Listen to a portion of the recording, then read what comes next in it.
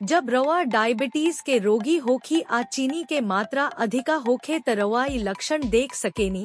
बार बार प्यास लागेला, बार बार पेशाब होखेला, थकान महसूस होखेला, संक्रमण, दृष्टि धुंधला होखेला, वजन घटावे जाला। ऐसना में रवा घर में ई इलाज के विकल्प आजमा सकेनी। एक भरपूर पानी पिए के चाहिए। यदि आप डायबिटीज से पीड़ित बानी अवुरी पानी के मात्रा में ना पिएनी तब ब्लड शुगर एकाग्र हो सकता, जवना के चलते पेशाब में बहल मुश्किल हो सकता। जवना के चलते ब्लड शुगर के मात्रा ज्यादा हो जाला।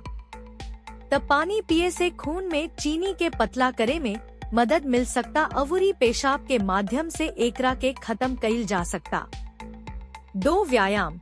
जब आप व्यायाम करेनी ता आपके शरीर इंसुलिन के प्रति संवेदनशील हो जाला, जवना के चलते ब्लड शुगर कम हो जाला। 3 तनाव से बचे।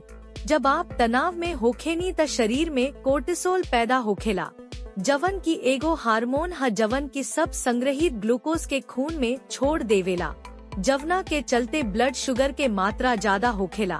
कोशिश करी कि जवन गतिविधि रौरा पसंद होखे, जैसे कि आपन पसंदीदा गीत सुनल, ओकरा के करके तनाव कम करी। 4 सही नींद लेवे के चाहिए।